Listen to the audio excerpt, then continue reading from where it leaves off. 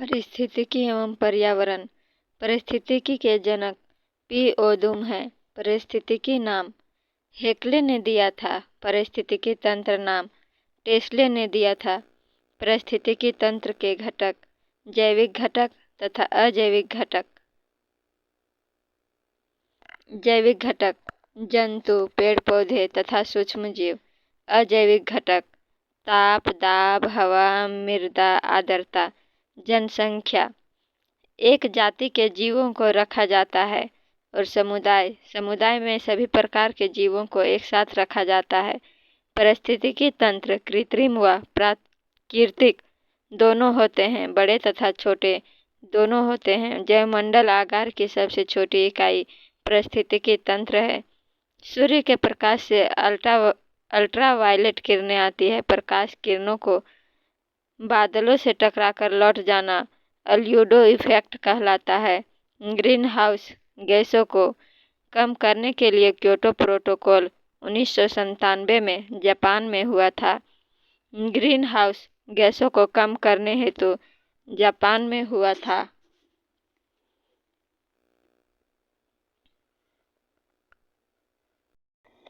Green house गैसों को कम करने हेतु जापान ने इबुकी उपग्रह 2009 में छोड़ा था। अम्लीय वर्षा का पीएच मान 5.6 से कम होना चाहिए। अनोनीय क्रिया। अनोनीय क्रिया धनात्मक अनोनीय क्रिया तथा ऋणात्मक अनोनीय क्रिया दो प्रकार की होती है। धनात्मक अनोनीय क्रिया इसमें 3 प्रकार के होते हैं: सहभोजिता, प्राक सहभोजिता तथा सहजीवी। सहभोजिता में आते हैं बड़े पेड़ में छोटा पेड़ का उगना। प्राक सहभोजिता कोलाई बैक्टीरिया। और सहजीविता में लाइकेन, शैवाल तथा कवक शैवाल आते हैं। ऋणात्मक अनोनीय क्रिया इसमें प्रतिस्पर्धी प्रतिजीविता तथा शोषण आता है। प्रतिजीविता में एक का फायदा तथा एक का नुकसान होता है। और शोषण में परजीवी तथा परभक्षी आते हैं। परजीवी में छोटा को फायदा और बड़े को नुकसान होता है, जैसे मनुष्य और मच्छर। परभक्षी में बड़े को फायदा तथा छोटे को नुकसान होता है, जैसे मांसाहारी जीव। लाइकेन सल्फर डाइऑक्साइड को नियंत्रित करता है। लाइकेन को वायु प्रदूषण का सूचक कहा जाता है। माइकोराइजा बड़े पेड़ों की जड़ों से लिपटे रहने वाला कवक है। राइजोबियम फलीदार पौधों के जड़ों के गांठों में पाया जाता है। जैव विविधता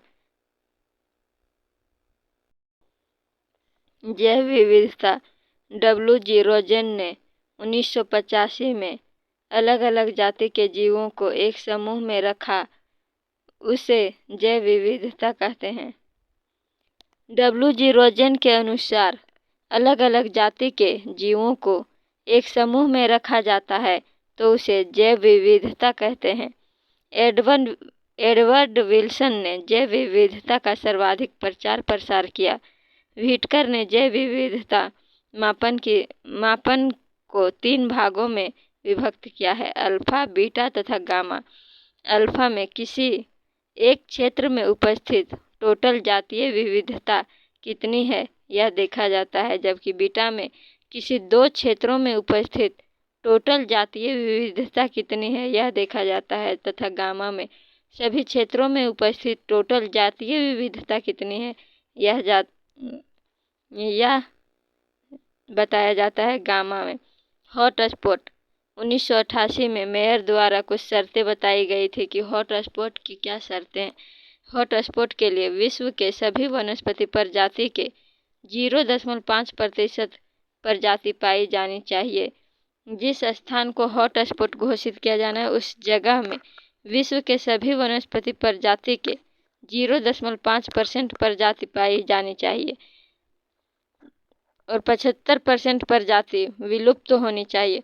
वैसा प्रजाति जिसका 75% प्रजाति विलुप्त हो चुका है, जो विलुप्त होने के कगार पे है, उसका उस पेड़ पौधे को हॉटस्पॉट में उस जगह को रखा जाता है।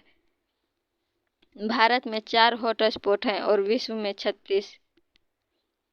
भारत में 4 हॉटस्पॉट हैं: पूर्वी हिमालय, पश्चिमी घाट, श्रीलंका, इंडो बर्मा क्षेत्र, निकोबार सुंडालैंड और हॉप स्पॉट। भारत में 2 हॉप स्पॉट हैं: अंडमान निकोबार तथा लक्षद्वीप।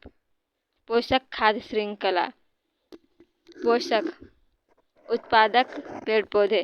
प्राथमिक पोषक में शाकाहारी आते हैं, द्वितीय पोषक में सर्वाहारी, तृतीय में मांसाहारी और चतुर्थ में अपघटक। 10% का नियम लिंडमैन ने दिया था। लिंडमैन के अनुसार कम से कम 2 और अधिक से अधिक 4 पोषक स्तर हो सकते हैं। खाद्य पिरामिड। खाद्य पिरामिड में पहला उत्पादक, दूसरा शाकाहारी, तीसरा मांसभक्षी प्राथमिक और चौथा शीर्ष मांसभक्षी। पोषक तत्व। पोषक तत्व। जो भी पोषक तत्व उत्पादक खाया है उसको खाने के बाद शाकाहारी को उसका 10% मिलेगा और उस शाकाहारी के खाने के बाद उसका 10% मांसभक्षी को मिलेगा प्राथमिक को, और उस मांसभक्षी को खाने पर शीर्ष मांसभक्षी को प्राप्त होगा। यदि उत्पादक को 100 ग्राम पोषक तत्व मिला है तो 100 का 10% शाकाहारी को मिलेगा, उसका 10% एक ये मांसभक्षी को मिलेगा प्राथमिक को, और 0.1 शीर्ष मांसभक्षी को मिलेगा। उसी तरह कीटनाशक का यदि उत्पादक में कीटनाशक है तो कीटनाशक के पास 10% बच जाएगा, 10% बचेगा और 90% अगला में चला जाएगा शाकाहारी में। अगर इससे मांसभक्षी खाता है तो शाकाहारी का 90% मांसभक्षी में आएगा, 10% शाकाहारी के पास बचेगा। और अगर मांसभक्षी ने के पास जितना आया उसका 10% इसके पास बचेगा और शेष शीर्ष मांसभक्षी में आ जाएगा। यदि 100 ग्राम उत्पादक में है तो उसका 10% उसके पास रह जाएगा 10 और 90 आ जाएगा शाकाहारी में। 90 का फिर 10 कट जाएगा, इसमें रह जाएगा, और फिर 90 का 10% कटेगा शाकाहारी में रहेगा, और जो आएगा उसका 10% कट के मांसाहारी में आएगा। शेष आ जाएगा शीर्ष मांसभक्षी में सबसे अधिक आ जाएगा, जिसके कारण गिद्ध जैसी प्रजाति विलुप्त होते जा रही है। क्योंकि जो भी कीटनाशक खाए हुए मृत जीव रहते हैं उसको खाने से जो गिद्ध वगैरह हैं उनके शरीर में उस कीटनाशक का प्रतिशत जो मरा हुआ जीव रहता है उसका 90% आ जाता है। इस वजह से गिद्ध की प्रजाति समाप्त हो रही। अपघटन 2 प्रकार के होते हैं, एक बीओडी और एक COD. BOD biological oxygen demand. कार्बनिक पदार्थ प्लस जल मिलकर बीओडी की अभिक्रिया करते हैं। इसमें 20 डिग्री सेल्सियस तापमान होना चाहिए तथा 5 दिन के बाद कार्य करता है। Biological oxygen demand. बीओडी का मात्रक है mg/L और COD chemical oxygen demand. IUCN international union for conservation nature, जिसका स्थापना 1948 में ग्लैंडलैंड स्विट्जरलैंड में किया गया। WWF वर्ल्ड वाइड फंड मुख्यालय स्विट्जरलैंड में है। इसका स्थापना 1961 में हुआ। भारत में WWF का मुख्यालय मुंबई में है। पर्यावरण का नोबेल टाइलर अवार्ड को कहा जाता है। पर्यावरण सम्मेलन स्टॉकहोम स्वीडन में 1972 में हुआ। पर्यावरण संरक्षण जीवों का रक्षा तथा जैव मंडलागार का निर्माण करना है।